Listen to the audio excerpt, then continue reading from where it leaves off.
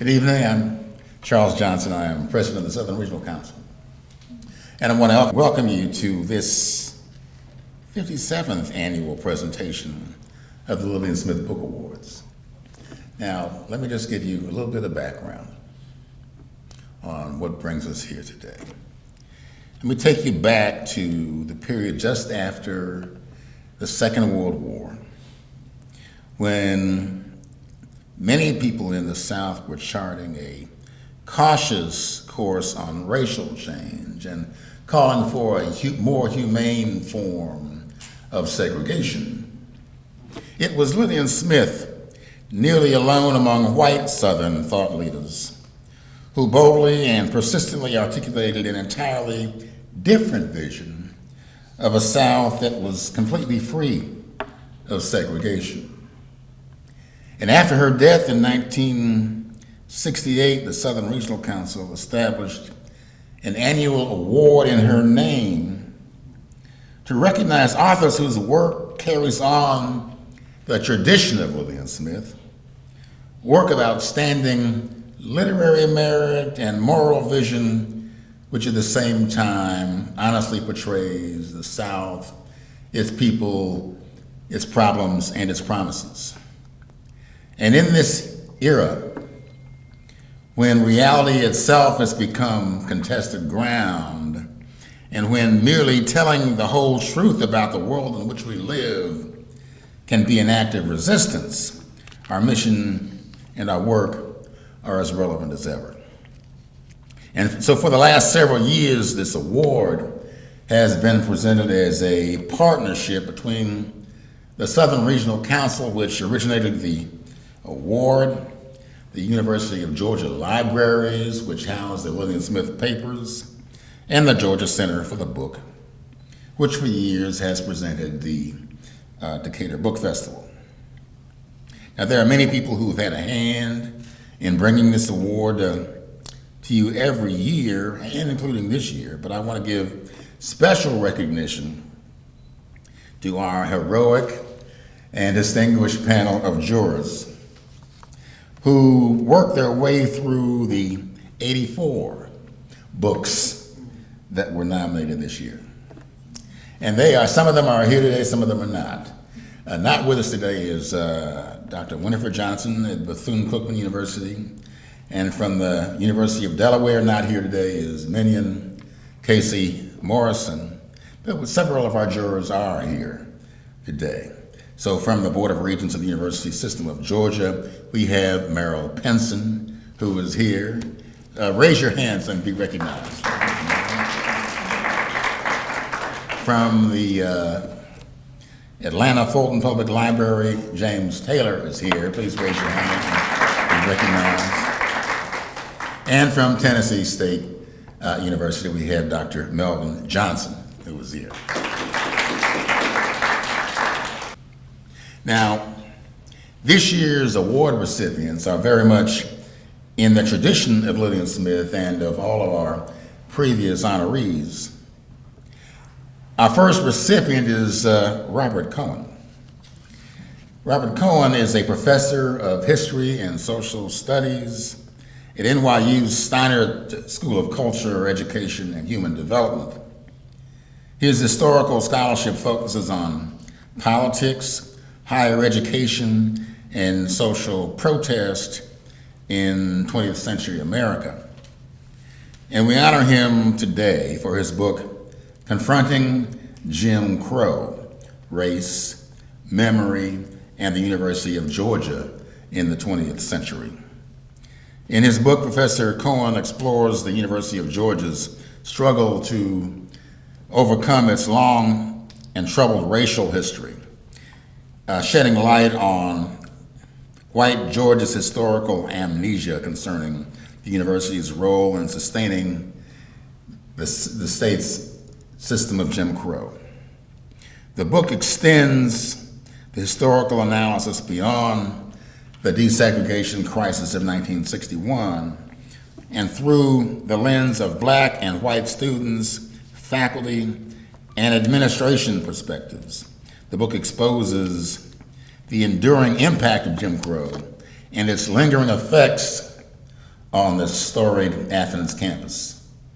And so it's my pleasure to present a 2025 Lillian Smith Book Award to Professor Cohen for unearthing hidden truths about a story with which many of us thought we were familiar.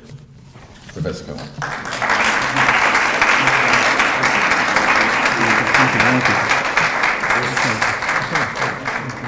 Well, I want to thank you for this honor. First of all, it's an honor to be here with Crystal Sanders, whose book I love, and I hope you all read. Also, because this honors Lillian Smith, it's a special meaning to me because I've always admired her. And just finished a book on Dr. King called Not Dreaming, Martin Luther King's Critique of America. And I know that he and Lillian Smith were friends. And so this award means a lot to me.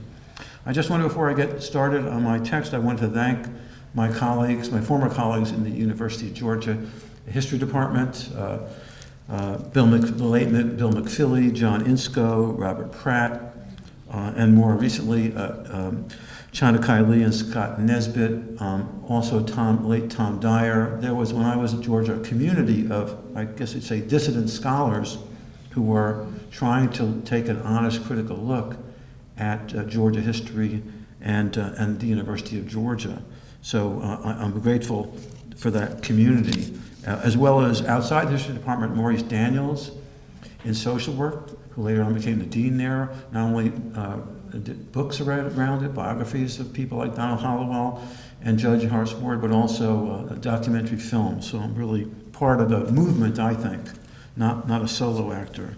I was thinking on the way here, as I was reflecting on the book, that it has a kind of terrible relevancy. And by that I mean that somebody who studied this history, this tragic history of racism and the heroic struggle against it, seems increasingly relevant because of what's been going on in this country for the last few years especially.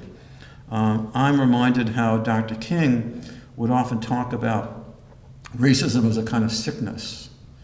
And in his last speech in Memphis, he talked about the racist mayor of Memphis, Mayor Loeb, being sick with racism and being callous towards the sanitation workers who were on strike.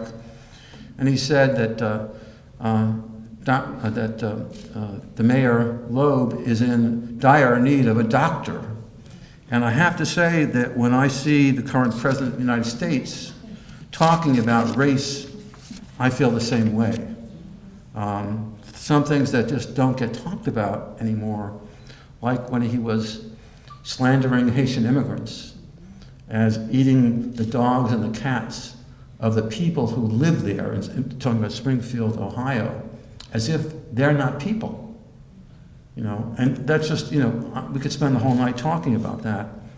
But I think it really shows that we need to have a serious engagement with understanding the history of racism and its persistence.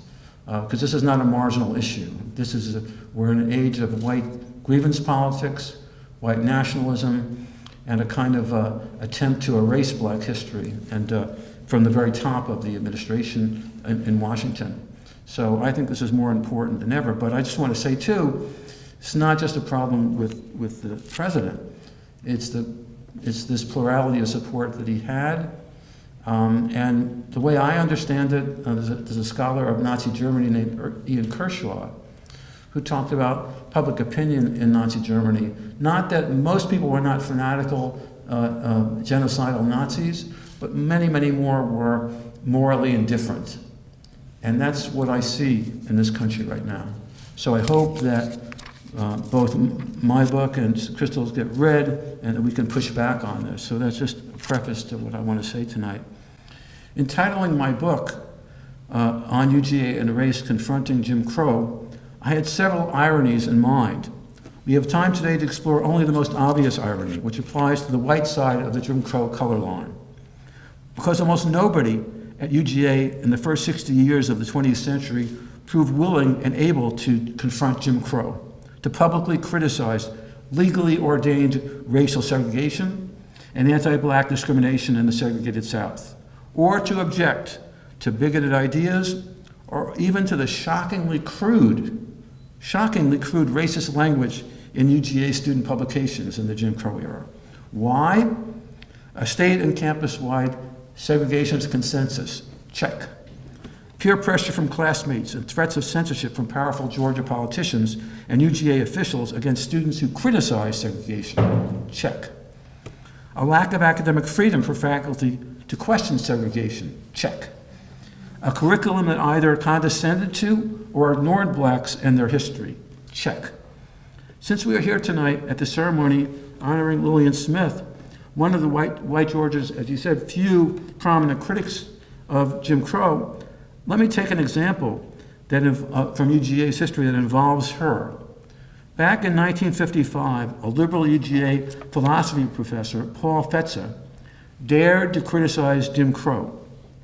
Fetzer, a Quaker pacifist, had written to Representative Adam Clayton Powell, Congress's one of its most prominent, maybe the most prominent black civil rights advocate in Congress at the time, and he praised Powell for his stance against conscription and against racial discrimination and segregation.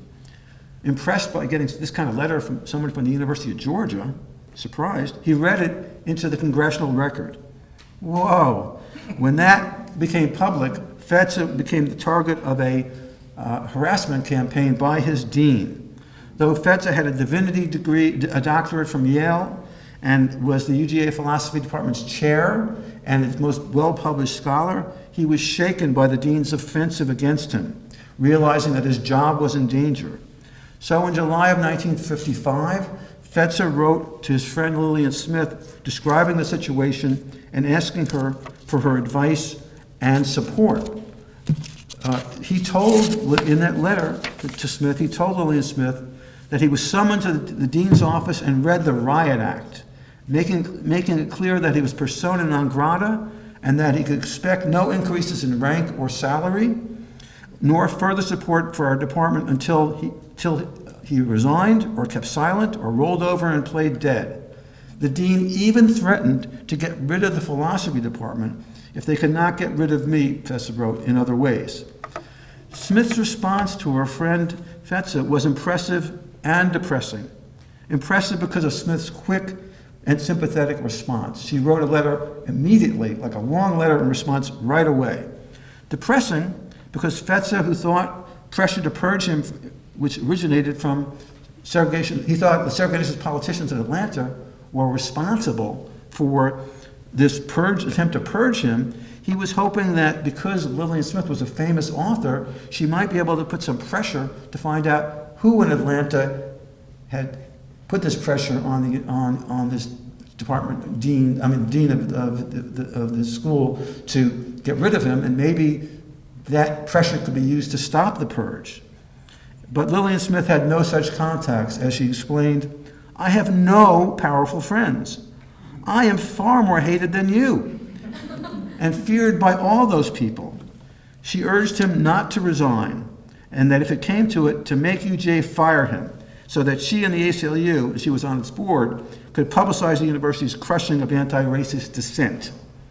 Fetzer agreed to try to hang on, writing that, quote, "It is a matter of simple justice, of whether we are going to make democracy really work or lose it by default," something a lot of us are thinking about these days.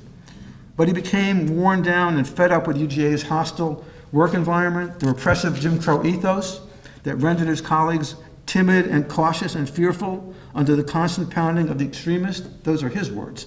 Timid and cautious and fearful under the constant pounding of extremists. So in 1959, he decided he could take no more, and he left UGA for Vassar College, where he became a much admired and beloved professor of religion and philosophy until his retirement. This repressive environment, which drove Fetzer out of Georgia, rendered faculty fearful of speaking out publicly against Jim Crow, or teaching about the system's oppression of African Americans, or doing much of anything in their classes to challenge their students' white supremacist assumptions. Even though it had been decades since America's leading social scientists, such as Otto Kleinberg, had refuted the racist myths denigrating black intelligence, such myths persisted in UGA's student body. which was really disconnected from modern scholarship on race. And that includes the elite of Georgia, like people like the Talmadges and Vandiver. They weren't learning modern social science in their classes, or if they were, it was going out one ear and out the other. The result was an astounding degree of ignorance among UGA students on race, integration, civil rights, black history, and on all the modern scholarship on those important topics. I encountered overwhelming evidence of this ignorance some 30 years ago in my initial research on UGA and race. This was my study published as a Georgia Historical Quarterly article in 1996, thanks to the brilliant editorship of John Insko, my friend in the history department there. It was a study of the essays a class of calculus students wrote about their views on UGA's integration a week after a racist riot rocked the university in its January 1961 integration crisis. Those 34 essays expressed just about every racist myth imaginable, from inherent black criminality to black intellectual inferiority, even blacks having abnormal skull sizes. It was just an incredible group of essays to read. And on civil rights, absurdly equating the NAACP with a communist plot to destroy America. Those essays also revealed that when students discussed the roots of their racial ideas, or really the roots of their racial miseducation really, it was almost always their family, their friends, and their communities on the white side of the color line. Their ignorance and bigotry were homegrown. 33 of the 34 students in that class cited nothing that they had learned at school or the university. There had been no educational intervention to challenge this racism. This was because UGA's curriculum was designed and taught by professors who were often afraid of racial controversy because their jobs would be at stake. This helps to explain how it could be that UGA became the site of a disgraceful student-organized race riot in alliance with the Ku Klux Klan outside of Charlene Hunter. She was the first African-American woman student outside of her dormitory in January 1961. A riot designed to rid UGA of Charlene and her fellow integrationist pioneer, Hamilton Holmes. And the riot was modeled on a previous riot years earlier at the University of Alabama that had rid the university of its first black student, Arthur Lucy. And this riot occurred at Georgia the first night after Hamilton and Charlene had attended their first classes. And it took the entire Athens police force to suppress this riot, along with Dean Tate, who was injured in the melee, and it took tear gas as well to end the riot, and the State Patrol mysteriously never showed up.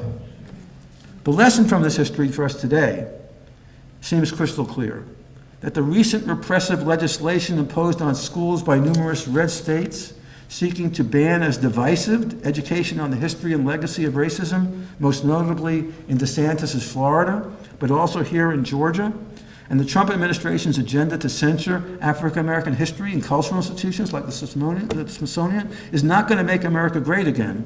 It's going to make Americans, especially students, ignorant again. UGA's Jim Crow experience offers us a warning that we must not return to the kind of racial miseducation that afflicted the Jim Crow South, but that certainly seems where we are headed, to a school world and society that are no more able to confront racism and Jim Crow's legacy than were the UGA students and faculty who I studied when UGA was a segregated university bereft of academic freedom. What is especially troubling about all this is that even before Trumpism, we were not doing all that well in this crucial area of education. In fact, back in 2011, on the 50th anniversary of the Freedom Rides and Bob Moses' courageous voting rights organizing in Mississippi, I asked Bob why he thought so few Americans knew of the work that he and SNCC had done in Mississippi between 1961 and 65, and the racist terrorism they had to overcome as they sought to end decades of black disenfranchisement. Bob replied, "The country does not do a good job of showing that the country's history is equally about the tough issues of slavery and Jim Crow as it is about revolution and freedom. America is inclined towards just really painting a facade over the history. So that's the problem." I realize that all this can be depressing when we reflect upon the world we are in today, with the White House wedded to white grievance politics, in which books like mine can so easily be dismissed or even banned from schools as woke. The work, in Trump's favorite demeaning phrase, of radical left lunatics. Having just last Thursday conducted a makeup class with my African American students who have been afraid to attend class, this is in New York, the prior week after racist death threats have been directed at NYU's black community as well as numerous HBCUs, it is difficult to be upbeat. All the more so because this is a time when demagogic politicians, including the president, insist that history should be little more than an exercise in flag-waving nationalism, or as Trump put it, a history designed to show that America is a hot country. But writing history to serve such narrow nationalistic aims is a dead end, especially if we consider political scientist Carl Deutsch's sobering words that a nation is, quote, a group of people united by a mistaken view of the past and a hatred of its neighbors. As I move towards my conclusion, I must push back on this tendency to despair in this era of cruelty, bigotry, and plutocracy. First, let's consider Toni Morrison's uplifting words. Speaking in another troubled time, after the videotaped police assault on Rodney King and the riots that ignited in LA in 1992, Morrison offered the University of Michigan's graduating class wise advice that I hope encourages us, reminding us of the value of our effort to pursue the truth in history, especially the history of racism and anti-racism, however unpopular that may be. She articulated a vision of honest, critical engagement with history that I hope is reflected in my research and writing on Jim Crow, Georgia, and the Black-led struggle to liberate Georgia and UGA to democratize both, striving for justice in a political and educational system that lacked it. Toni Morrison explained that while it may be true that the future, your future, is in your hands, the past is also in your hands. Concentrating heavily on changing and managing the future, we don't realize the past is changeable as well. Of all the adages, the ones about refusing to cry over spilt milk, that life goes on, let the dead bury its dead, these sayings encourage us to get on with it and not to worry about yesterday or last year or last century. I disagree, wrote Morrison. History has a flexible side. Of course, it can be repeated disastrously or be reformed in new guises, but it can also be critiqued. It can be analyzed, and artists can reinvent it so it yields new information about itself, about the present as well as the future. And each time we critique and examine it, it can deliver other information and insight that in fact changes the way we know about it. That is the urgent enterprise these days when blood and rage bubble together in the streets. My point is, and this is a point that I hope we really remember, you are not bound by the future, and more important, you are not bound by the past. The past could be more liberating than the future if you're willing to identify its evasions, its distortions, its lies, and unleash its secrets and its truths. So, she concluded, I want to wish you not only the brightest of futures, but also the best of pasts. Earlier this month, my NYU students felt the power of these truths that Toni Morrison articulated, and so did I, in reacting to Charlene Hunter Galt's visit to our session, exploring the history and lessons of UGA's integration crisis. In their journals and essays, the students commented upon how inspired they were to learn from Hunter Galt that even in difficult times, it was possible to persist in resisting racism and even to retain the optimistic conviction that, as MLK put it, the arc of the moral universe is long, but it bends towards justice. Or as Charlene told my students, it's not that we will endure, it's we shall overcome. Coming from Charlene, who together with Hamilton Holmes persisted and shattered UGA's color line, despite the racism directed at them, even violently, her words came across not as sunny platitudes, but as historical truth learned and earned from experience. The timing of our session with Hunter Galt made the past seem alive and present, her insights prescient and even precious. As one of my students, a female African-American drama major, explained, just a few days before I saw the photo of the effigy in life, she's referring to a chilling image that conveyed the racism of a well-dressed UGA fraternity member who in January 1961's Life magazine photo that I had shown the class, and in my book, is seen smiling broadly while dangling a lynched black puppet on a string amidst the campus integration crisis. She continued, I even more felt the great significance of our conversation with Hunter Gault. On that same day, many HBCUs as well as NYU received threats of racist violence. It felt alarmingly cyclical. The reality is that these hateful ideas haven't gone away. They never did. The hatred today is directed at diversity, equity, and inclusion, my student wrote. I don't even think Charlene knows, but she comforted me in that moment. The student wrote, it was, she concluded, Charlene's optimism and keeping Hamilton's memory alive and honoring his achievements that I've held on to from her response to a question about the uncanny parallels between her experience in the early 60s and today's world. As the pendulum seems to be swinging back to the right in an attempt to cover up the impact of students like herself in Hamilton, Charlene continued to stress the importance of education and said that if they could overcome racism then, it could be done now, my student wrote. And I think that that's the key, she wrote.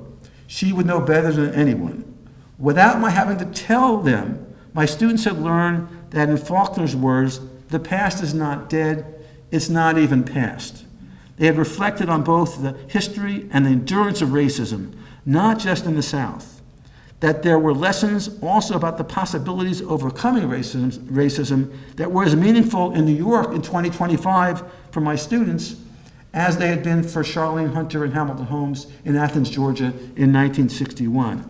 This left me hopeful that my students' rising generation of Americans could help pull us out of the Trump era with its censorship of black history, its crude politics of racial resentment, and its its blindness to anti-black racism, so that America could dare to do what my students, Charlene and Hamilton, had done, confronting Jim Crow and its legacy. And I hope my book will be of some use in that confrontation. Thank you.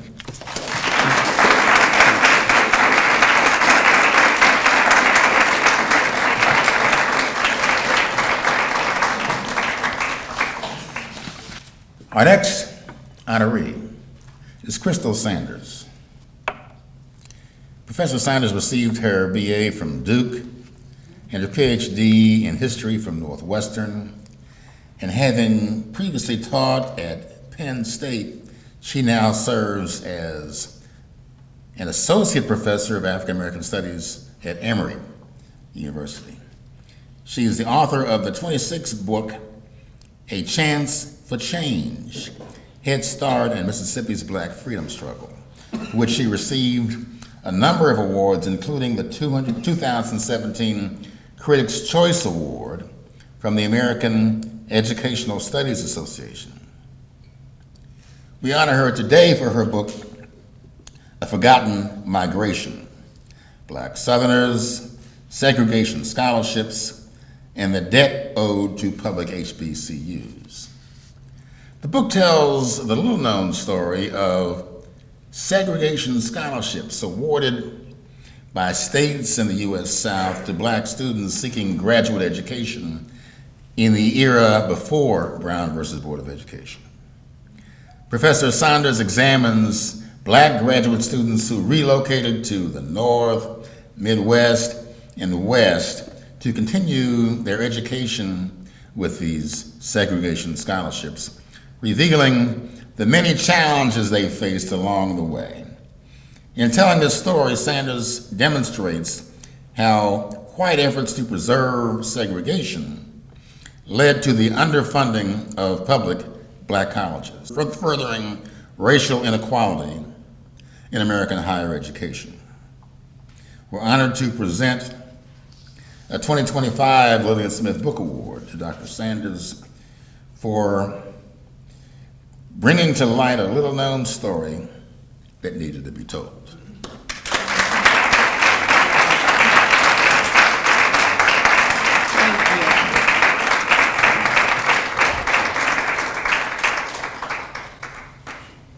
Good evening. I am absolutely honored to be one of the co-winners of the 2025 Lillian Smith Book Award. I'm thrilled that my co-winner is Robert Cohen, whose work on Spelman College and Howard's Inn I always assign in my classes. So it's a double honor. I want to begin by thanking the jurors who selected my book for recognition and the Southern Regional Council, the University of Georgia Libraries, the DeKalb County Public Library, and the Georgia Center for the Book for sponsoring the award. I do not take it lightly to receive an honor named for Lillian Smith, who dared to tell the truth freely. She championed racial and social equality when few white people in both the North or the South spoke out. I am aware that this award does not just belong to me personally. When the Reverend Dr. Martin Luther King Jr. accepted the Nobel Peace Prize in Oslo in 1964, he remarked, and I quote, "Every time I take a flight, I'm always mindful of the many people who make a successful journey possible, the known pilots and the unknown ground crew." The known pilots and the unknown ground crew. As the author of A Forgotten Migration, I am the known pilot, but there was an unknown ground crew who got me here. I must thank my husband, Umomo, who has always supported in me, believed in me, and done anything possible to see me healthy, happy, and thriving. I'm also thankful for two of the most loving children ever, Victoria and Alexander, who told me that I was the best teacher and writer long before I won any awards. They are my own personal cheering squad and the reason why I remain committed to shining a light on educational inequality in our nation's history. I want my children to be able to reach their highest intellectual potential, and that is only possible if we dedicate ourselves to understanding the past and ensuring that we don't repeat it. My unknown ground crew also includes my parents, Nathaniel and Vel Sanders, who nurtured my love of history and believed in me before I believed in myself. It includes my in-laws, Uomadimo and Aduam Umomo, who always gave me an encouraging word and lifted me up in prayer. My mother-in-law, Aduam, passed away this past Friday in Nigeria. She literally helped me to get to the finish line. In full transparency, writing a book with two small kids was an obstacle that I was not sure I could overcome. I thought about giving up on this project several times, and in September of 2022, I literally almost gave up when I lacked childcare for my 7-month-old son. My mother-in-law did not count it robbery to come from Nigeria to Atlanta to keep my son so that I could finish this book. So today I'm a little, still dealing with this unexpected loss. My unknown ground crew got me to this destination. I also want to thank my sister Natalie, my Uncle Bill, and my Aunt Renee, and several other family members and friends for their support. Finally, I want to thank the Segregation Scholarship recipients and their descendants who so graciously answered my phone calls and my emails whenever I reached out to them. In many ways, Segregation Scholarship recipients are the unknown ground crew who opened the doors of post-baccalaureate study for Black Southerners. In pursuit of their own highest intellectual potential, they sought the warmth of other suns, enduring racism, social ostracism, financial hardship, and housing insecurity. To ensure that we're all on the same page, I will explain the term segregation scholarships. Even though more than 100 public and private Black colleges existed in the South during the era of legal segregation, training beyond the bachelor's degree was almost impossible. Before 1936, there were only 7 schools in the South, all private institutions, where African Americans could pursue graduate or professional school study. No Black institution conferred the PhD degree until 1955. While non-Black students could pursue master's, doctorate, and professional degrees at state-supported flagship institutions in the South, Black students remained shut out of these institutions because of racism. To feign compliance with the legal doctrine of separate but equal, 16 states authorized the use of public tax dollars for its black residents to go out of state to pursue post-baccalaureate degree programs that were available in-state to white residents.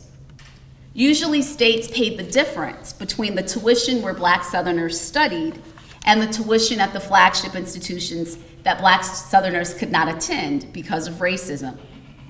I refer to these funds that states appropriated for black citizens' graduate and professional school training as segregation scholarships, since the entire point of the tuition assistance was to preserve segregation. Missouri introduced the idea of appropriating money to send black citizens out of state for graduate training in 1921 and finally allocated funds 8 years later. Between 1921 and 1948, 15 other states set up their own system of providing scholarships to black students to study out of state. Georgia's segregation scholarship program began in 1944. Many of these states paid for their segregation scholarship programs by taking money from their already underfunded public black colleges. When I first started this project and would tell people about it, their response was always, well, that doesn't seem so bad. These students had the opportunity to study at some of the best institutions in the world. And I would have to remind them that, number one, these students were compelled to leave their home communities and their families in search of the graduate training that white students, Native American students, Asian students, and Hispanic students were able to receive locally. I also had to remind them that the North was not this promised land. These institutions that the students are studying at in the North, Midwest, and West did not roll out the proverbial welcome mat. Such was the case for John Hope Franklin. Franklin was in the first wave of African American Southerners to benefit from segregation scholarships. He received $100 from his native state of Oklahoma to offset expenses at Harvard University during the 1935-1936 academic year. And from 1935 until 1941, Franklin would receive $100 per year from the state of Oklahoma. Franklin remarked that he found Harvard to be a socially challenging place for black students. He later recalled, and I quote, that a day and often an hour didn't go by without my feeling the color of my skin, and the reactions of white Cambridge, the behavior of my fellow students, the attitudes, real and imagined, struck by my professors, end quote. Racial slights at the Ivy League institution were not simply perceived. In a class where John Hope Franklin was the only black student, he endured the professor telling a darky joke without shame. Persevering in an anti-black space, Franklin mastered the historian's craft of interpreting the past, as evidenced by his seminal work From Slavery to Freedom, which exposed the contradictions at the center of our nation's founding. And let me just say that From Slavery to Freedom is still in print. It's like, I believe, in the 14th edition. My father, that was his history textbook when he was in college at Winston-Salem State University in the 70s. That was my textbook when I was in college years later. Franklin's experience at Harvard was not an anomaly.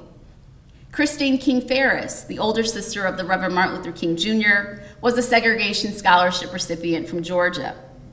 After graduating from Spelman College in 1948 with a degree in economics, she matriculated in the economics graduate program at Columbia University.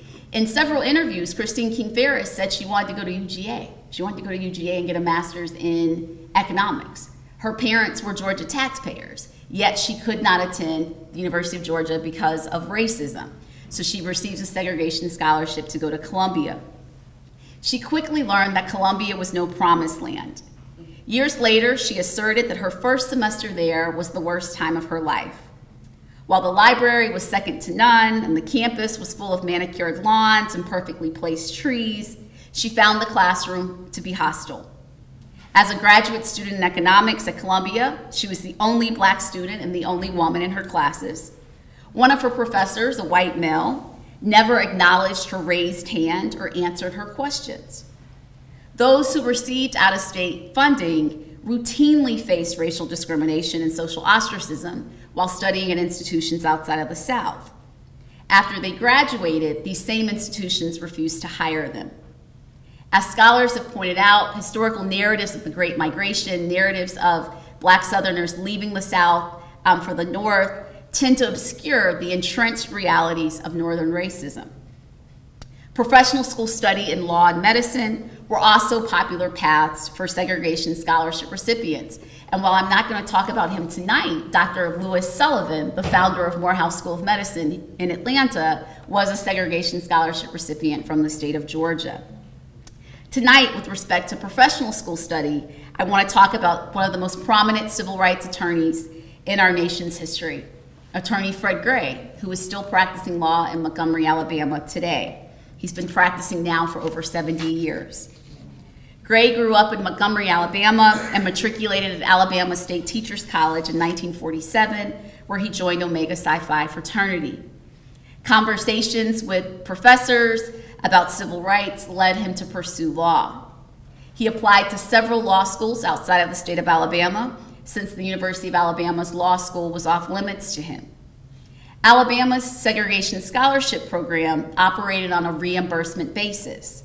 So students had to come up with the full amount of their tuition and then submit a receipt and receive the difference paid back to them as a reimbursement.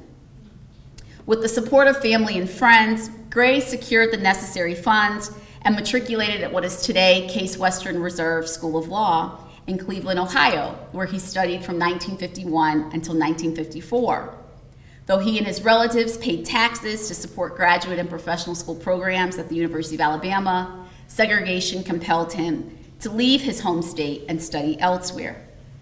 Recalling his decision to leave the state in pursuit of a legal career, Gray reminisced, and I quote, "Privately, I pledged that I would return to Montgomery and use the law to destroy everything segregated that I could find. I kept my plans secret. I did not want anything to interfere with my going to law school." End quote. Gray would go on to be a nationally known attorney who used his knowledge of the law to overturn Black voter dilution and dismantle racial segregation in various arenas. He represented Rosa Parks when she was arrested on a Montgomery City bus in December of 1955. He also represented the men and their families involved in the infamous Tuskegee syphilis study, and he filed the lawsuits that integrated all state institutions of higher learning in Alabama and 104 of the then 121 elementary and secondary school systems in the state. In the book, I argue that segregation scholarships not only created all of these unnecessary obstacles for segregation scholarship recipients, but the program also created a twofold debt owed to public Black colleges. First, the states of Tennessee, Missouri, Kentucky, Arkansas, and Florida paid for their segregation scholarship programs by taking money out of the already underfunded public Black colleges. For example, in Tennessee, lawmakers created a segregation scholarship program after William Redmond, a 27-year-old Black man, applied for admission to the University of Tennessee's pharmacy school in 1936. The university rejected his application on the basis of race, and Redmond then sued for admission. One direct result of his lawsuit was that the Tennessee legislature created a segregation scholarship program in 1937. The authorizing legislation for the program detailed that scholarships were, and I quote, "payable out of the state appropriations made for the Agricultural and Industrial College for Negroes," end quote. So Tennessee A&I is present-day Tennessee State University. Robbing Peter to pay Paul, legislators placed the burden of financing African Americans out-of-state graduate study on already cash-strapped public Black colleges.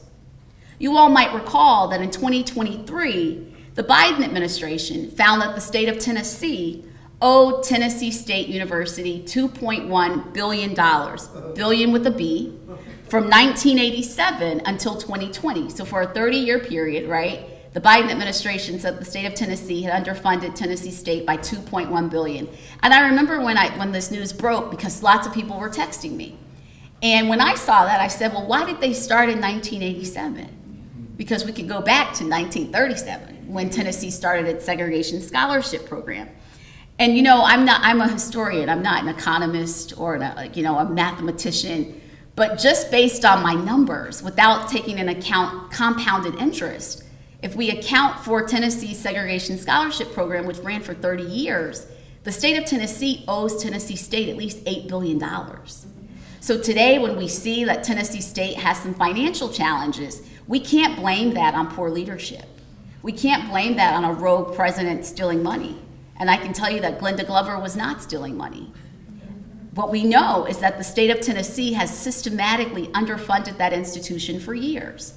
Tennessee State could have new buildings. They could have more dorms. They could hire more faculty if the state would pay the institution what it owes. And that's a similar story. I could tell you the numbers on FAMU. I could tell you the numbers on A&T. I could tell you the numbers on the University of Arkansas Pine Bluff.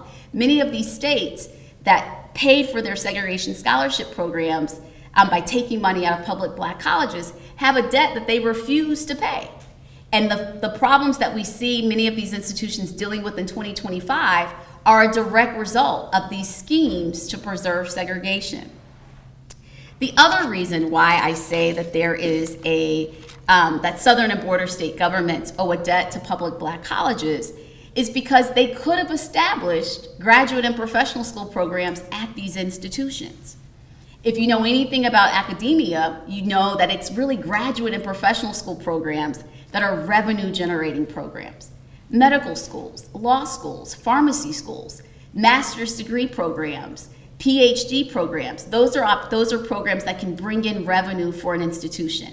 And for decades, many public black colleges were denied the opportunity to have graduate and professional school programs. So when we begin to look at disparities between the physical plant and disparities in the endowment of a UGA versus an Albany State or a Fort Valley, it's not rocket science. We can see where there has been such a systemic denial of or under-resourcing of these institutions. So as I close, let me assert that the practice of compelling black students to leave home to secure the same opportunities provided to white students locally should be understood as a form of racism just as pernicious and evil as racial violence. Like lynching and disfranchisement, segregation scholarships maintained white supremacy. We can point to segregationist governors who stood in schoolhouse doors, or law enforcement officials who turned hoses on innocent children, and easily label those actions as problematic and racist without difficulty.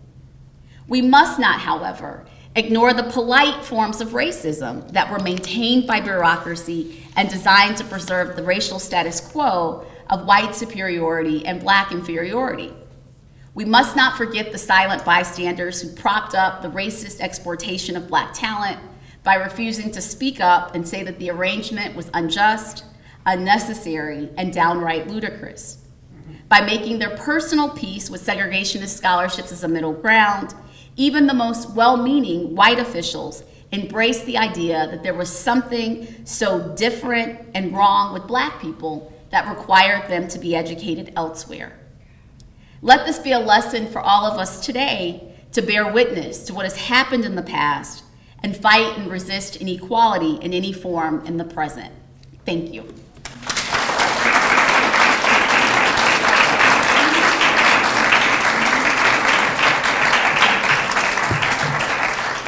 So let's once again show our appreciation to both of our recipients.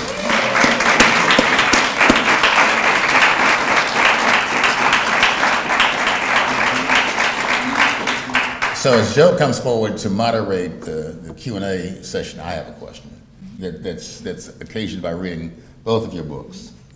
And that is, many of us know the story of Horace Ward, who after being denied admission to the University of Georgia Law School, sued the school for discrimination. Many of us know that the suit took a number of years, and many of us know that the suit was eventually dismissed because it was moot, because by the time his motion was heard, he had already received a degree from Northwestern. The question that's occasioned by these books is, who paid for that degree? Do we know? I believe his funding was actually, if I remember correctly, I'd have to go back into the archives. There was a group of NAACP lawyers who paid for there was a pool of money used for plaintiffs in many of these cases. And I believe he got money from there. I don't believe he was a segregation scholarship recipient. I've never seen him on any list from Georgia. But there were several, like the same thing with the case of Donald Murray out of Maryland. Okay. In that case, the NAACP lawyers, in conjunction with Alpha Phi Alpha fraternity, paid for his tuition rather than receiving a segregation scholarship, because they did not want taking the segregation scholarship to hurt their legal challenges. So they found a way to pay for them. Are there other questions? Yes, ma'am. Dr. Sanders, I'd like to know whether your book has been, how your book has been received. If you gotten calls, requests from administrators at HBCUs or at systems where, like the university system of Georgia or other places to kind of talk about the money that you're saying is due. So I've had informal conversations with faculty and administrators at HBCUs, and typically I say, tell your alumni to go look in the archive and get a legal research team, and the documents are there. In a more organized fashion, I just recently started, surprisingly, the UNCF called me in to talk about this, even though when we think of the UNCF, we think of private institutions. But they're doing a lot of work with Thurgood Marshall Foundation, so they called me in. So that has just started recently, like in late July, early August, I began having conversations with them. Surprisingly, many of the institutions that have reached out to me were institutions that were popular destinations for segregation scholarship recipients. So two of the most popular destinations were the University of Michigan and Teachers College, Columbia University. And both of those institutions have tried to acknowledge what role they played in propping up the system of segregation. So they've been really eager to try to track how many segregation scholarship recipients they were receiving every year, and to acknowledge that they were a party to this, right? Because they could have said, well, we're not going to admit you because we're going to help you on a lawsuit to get your flagship institution to admit Black students. So there has been some acknowledgement by those two institutions of trying to show just how much, or figure out just how much money they got from Southern state governments. Other questions? Professor Cohen, I really enjoyed your presentation. It's very powerful. Just as this is not really a question, it's more an FYI, but it does relate to the ongoing challenges that we face as a country.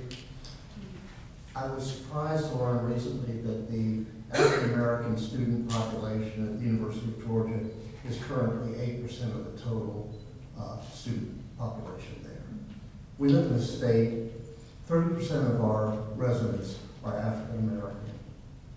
This is a glaring reality. And so what are your thoughts on changing those numbers at the flagship institution in Georgia? Well, one thing I want to say is that what's really bad, when you think about it historically, is that UGA desegregated because the federal courts were more progressive than the university. In other words, they were court ordered. Now, I'm not going to say Georgia's great, but it flipped. The federal courts threw out affirmative action. And now we know what's, getting rid of DEI and all that. So the problem is that the main tools for desegregation have been taken away from the university. There are some scholars who are advocating other ways to get around this, like not linking it specifically to race, but if you are a descendant of someone who's enslaved, in other words, there are other arguments that aren't necessarily purely racial that can get around this. But to me, as I say at the end of my book, it's like a shell game. For centuries, you discriminated on the basis of race, and now you're colorblind, so you can't use race as a criteria to help rectify the situation. So, and I just want to say too, that the solution is obviously to use class on top of race to get people in. But I just want to say that it seems to me that there's such a distortion going on of what, say, Dr. King was saying about, the right will take one line from MLK's I Have a Dream speech about not having people judged by the content of their character, by the color of their skin, but rather by the content of their character. acting as if King was advocating being blind to racism. You know, when in fact, the whole reason he gave that speech was to get, part of it was to get the federal government to intervene by passing the Civil Rights Act. And King talked about the GI Bill as being a great precedent, because there you had service men and women who had been abroad, so they'd been denied that opportunity for 4 or 5 years during World War II. And, you know, you think about how that compares to being enslaved for centuries and then going through Jim Crow. So he was a big advocate. And he also cited the Marshall Plan. He was a big advocate of, you know, rectifying this through taking, not being ahistorical, but looking at the historical legacy. Because people accumulate property and they pass it on to their descendants. So what I'm saying is the problem is the courts, you know, have no kind of historical, they intentionally erasing the history so that we all start at the same point and there's no need to rectify the past, because that's discriminatory. So I'm just saying the tools are really, that universities have been limited. And then, you know, I think what's been going on lately is that even to promote diversity is now you want to fire people for that. So I don't think this is going to last. I hope it's not going to last, but I'm just saying that what you're talking about is going to get worse unless there's different leadership. You know, that things are topsy-turvy now. And they've convinced themselves, not anybody who's actually serious about history, that being anti-discrimination is discriminatory against white people. You know, which is just absurd. Even when they made the decision in Georgia, you know, the district court flipped 20 years ago, you know, saying that you had to, and these are some white students who would get in and sued, the black population was tiny. So, you know, what's the problem? You want to go from like 94% to 99%? You know, so I just want to say one other thing too. I know you didn't ask about this, but this irritates me no end. That a lot of the way that people talk about DEI hires is exactly the same way, I mean, just different terms, exactly the same assumptions that guided the ignoramuses I studied at Georgia in '61. The assumption, oh, that a black student doesn't belong here, only here because the federal courts forced this on us. And I just want to say that's part of the roots of the problem. That actually nobody in white leadership in Georgia, in the political system, would say that what segregation was wrong, that was unjust, it was ripping people off, the black community off. They never said that.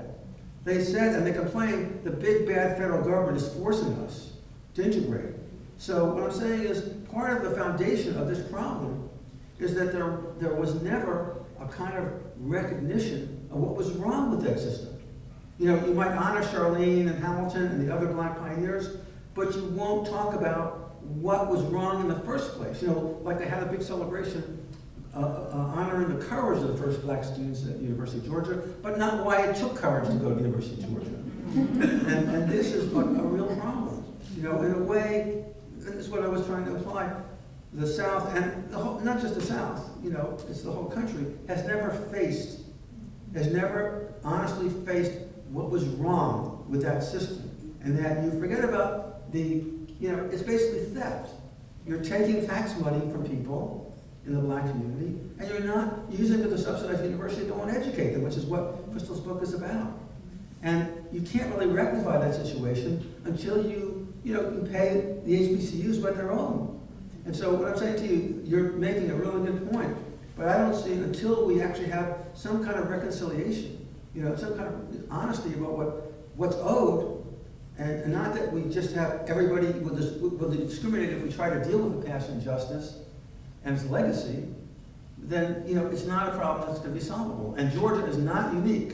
Almost every single state university in the South, and you know, I don't want to just pick on the South. I mean, a lot of times the number of black students is artificially inflated, including at my university, because of taking into account international students.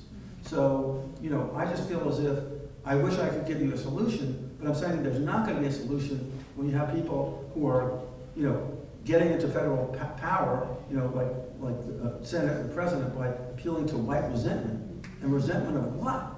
One final thing I just want to say is the University of Georgia is a much better institution today because it is integrated, even as poorly integrated as it has. I mean, I think about like the fact that W. Du Bois was at AU for years and years and never set foot at the University of Georgia.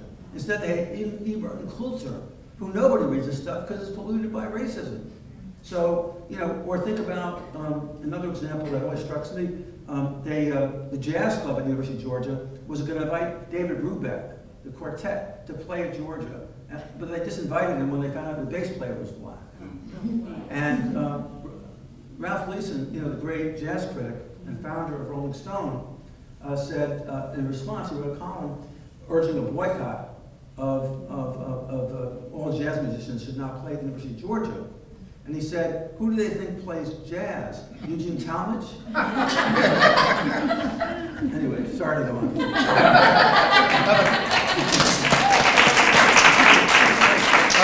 Another question.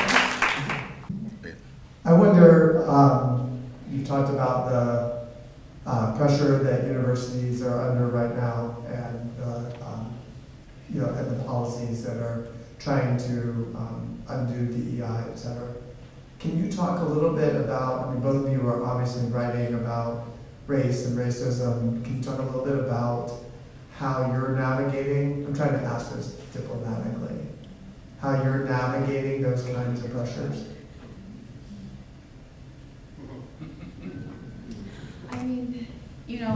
I'm a faculty member in the Department of African American Studies at Emory, and we remain committed to doing our jobs, which is to give our students a well-rounded education that prepares them to think critically, that prepares them to be able to express themselves coherently, and that gives them a knowledge of the past that helps them to understand the world in which they live in. And that our game plan is not changing, right? Yes, there's perhaps more microscopes on what we do. I still teach my courses the same way I've always taught them, because I feel like I have a duty to teach my students the truth. As Lillian Smith or Ida B. Wells said the truth freely, right? I can't change, I'm a historian, so I can't change the narrative. I have to have some fidelity to my archives. And so that means, really, I'm doing the same things I've always done. I think on some part, students are hesitant to take courses that are seen as having anything to do with Black history or African American studies, with the fear that perhaps that being on their transcript might hinder them from getting a job or make it harder to get a job. But we continue to stress the benefits of taking our courses, right? And to make sense of the current moment we're in.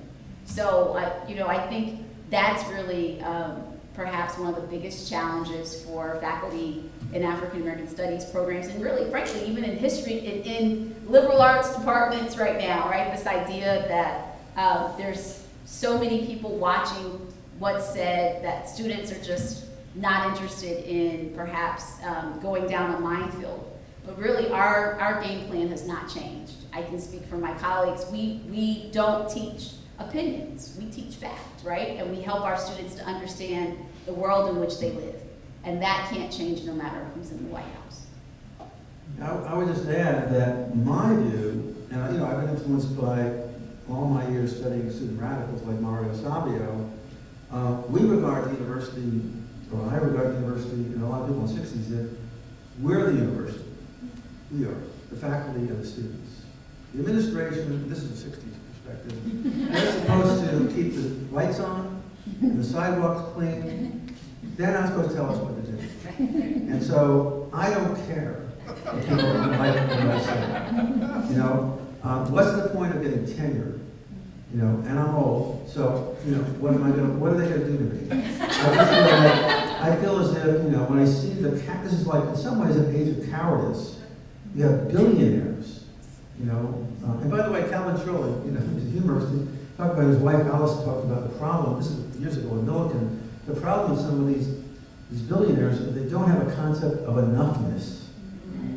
Nothing is ever enough.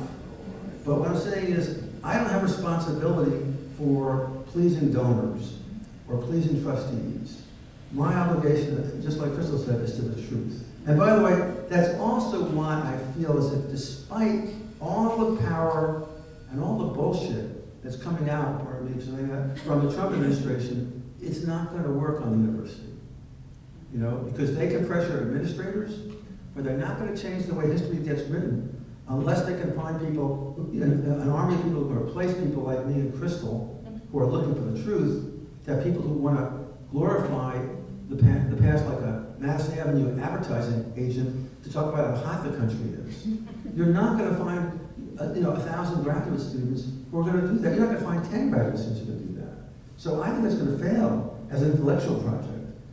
Sure, you can always pressure administrators because they're answerable to boards of trustees and FACTACs who are, there's money involved in that. But I'm not pressured like that. In other words, like, I don't care. I haven't censored, on some of the things I've done. I don't care. I mean, what I'm here for is to try to illuminate the past and try to make America a more decent and inclusive and humane society. And if you're opposed to that, that's your right, your free speech right to oppose that. But okay, we can talk about it. If I offend you, this is another thing. They're afraid that these laws about, they're not talking about racism, you might upset white people.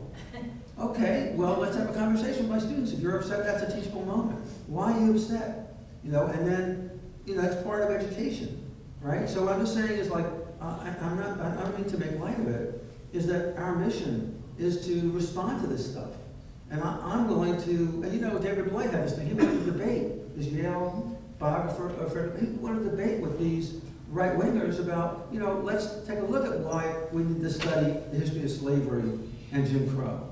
And so I'm just saying, like, there are pressure, it's a good question, but that pressure is really most successful on administrators. And they're not the university.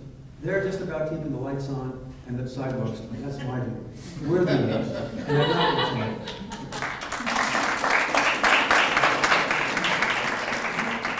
So, well, we want to thank you for coming, and we hope to see you next year. And let's give one more round of appreciation to both of our recipients.